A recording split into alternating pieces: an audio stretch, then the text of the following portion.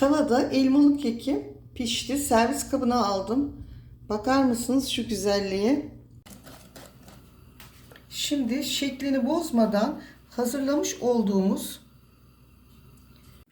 Merhaba arkadaşlar. Servenin mutfağına hoş geldiniz. Bugün sizlere pratik, lezzetli, sağlıklı tavada elmalı kek yapıyorum. Bunun için malzemelerim bu şekilde. Elmalı kekimiz için öncelikle elmamızı ikiye kesiyoruz. Daha sonra şöyle yarım santim kalınlığında dilimler halinde kesiyoruz.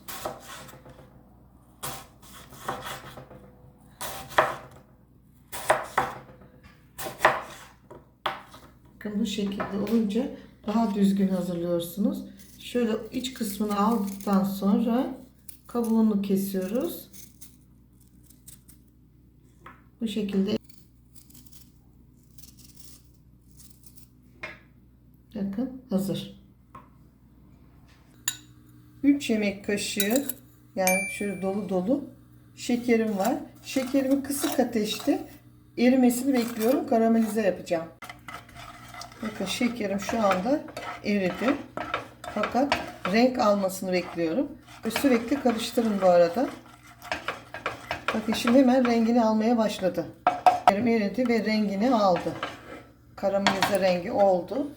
Yarım yemek kaşığı, bir tatlı kaşığı sayılır. Tereyağımı ocağın altını kapatıyorum. Tereyağın erimesi için, kararmaması için. Daha sonra tekrar açacağım bakın. Tereyağı ile şekerim iyice güzelce erimesini bekliyorum. Şu anda ocağın altı kapalı. Bakın. Tavamın sıcaklığı ile yağı eritiyorum. Hazırlamış olduğum elmalarımı karamelize ettiğim şekerleri tereyağın üzerine tek tek sıralamaya başlıyorum. Şu şekilde tüm tavam dolana kadar devam edeceğim.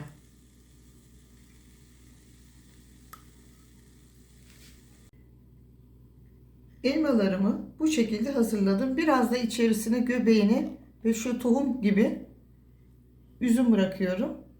Yıkanmış, temizlenmiş kuru üzüm. Daha sonra toz tarçın. Biraz şöyle elmalarımın üzerine bırakıyorum. Mis gibi koku versin pişerken.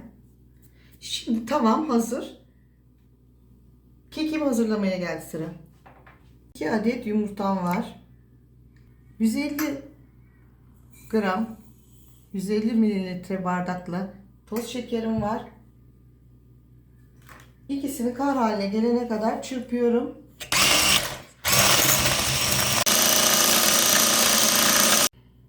...150 mililitre süt, 150 mililitre ayçiçek yağı. Şimdi artık mikseri bıraktım. Şöyle hafif karıştırıyorum. Bir bardak unumu ilave ediyorum. 200 mililitrelik bardakla. 10 gram kabartma tozumu ilave ediyorum. Ve eliyorum. Şimdi tekrar karıştırıyorum. Yarım su bardağı un daha ilave ediyorum. 1,5 bardak oldu.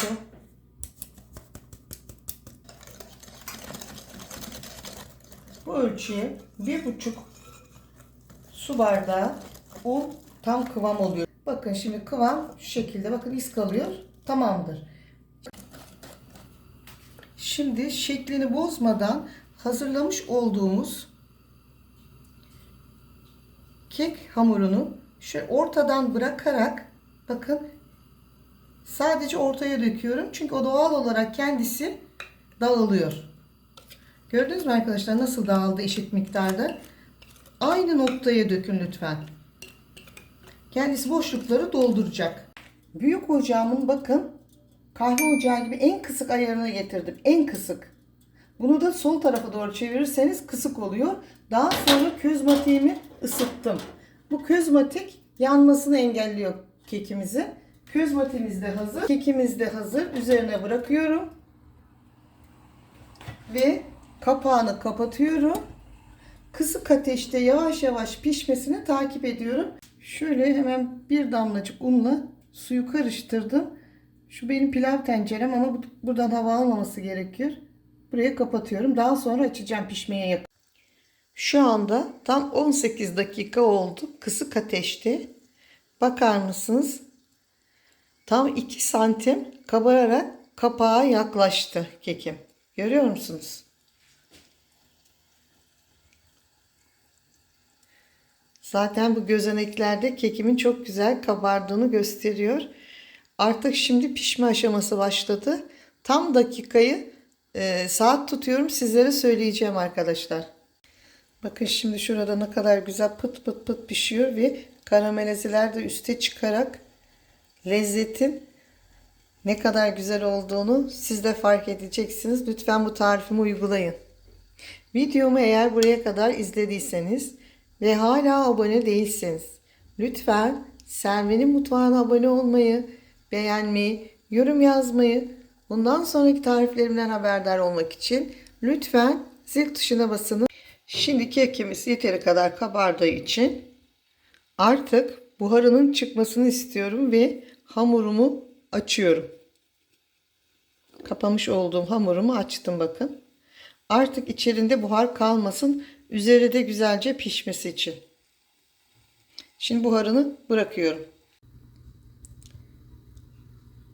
Şu anda 35 dakika oldu. Kekim öyle güzel kabardı ki artık tencerenin kapağına kadar geldi ve yapıştı. Bakın buhar deliğinden kabaran kekim çıkmaya başladı. Çünkü çok kısık ateşte. Şu anda 35 dakikada, tahmin ediyorum 50 dakikada bu kekim hazır olacak.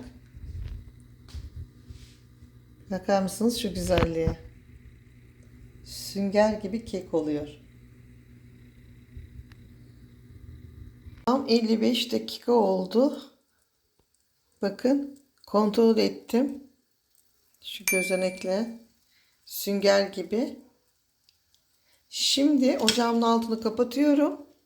Ve bir 10 dakika kapağını açmıyorum. Demlenmesini bekliyorum. Servis tabağıma alacağım. 5 dakika kısık ateşte pişen kekimizi tezgahın üzerine aldım. Şimdi 10 dakika demlenecek. Kapağını açarak sunum tabağına alacağım. Şimdi kapağını alıyorum. Tabi bakın kapağı nasıl yapışmış. Çok kabardığı için. Evet. Kekimiz bu şekilde bakın. Şöyle yapıyorum. Pamuk gibi. İçerisine de çubuklar soktum. Çok güzel pişmiş. Şöyle göstereyim. Tek elle kamerayla çekiyorum. Bakın. Şu sünger sünger. Şu güzelliği görüyor musunuz? Tavada sanki fırında gibi pişti. Hepinize afiyet olsun. Şimdi ters çeviriyorum. Şimdi ters çeviriyorum. Bismillahirrahmanirrahim. Ay eldivenim de altta kaldı. Şöyle yapalım.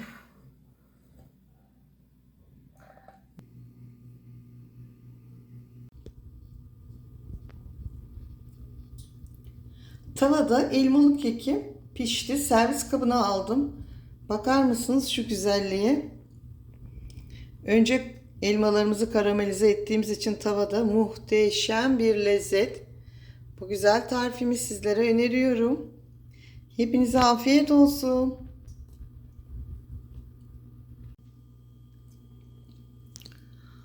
Tavada pratik elmalı kekim pişti. Bakar mısınız şu güzelliğe? Tavada pratik elmalı kekim hazır. Servis tabağıma aldım. Bakar mısınız şu güzelliğe? Sunum zamanı bakar mısınız ne kadar yumuşacık bir kek oldu. Şöyle sizin için bir dilim çıkarıyorum.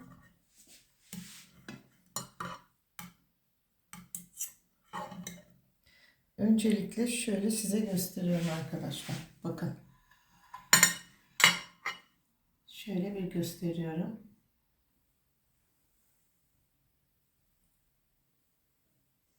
Daha sonra kekin iç dokusunu size gösteriyorum. Bakın aynı bir sünger.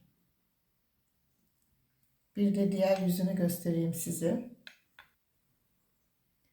Elmalı kekimiz tavada pratik, lezzetli ve kolay. Şu güzelliğe bir bakar mısınız?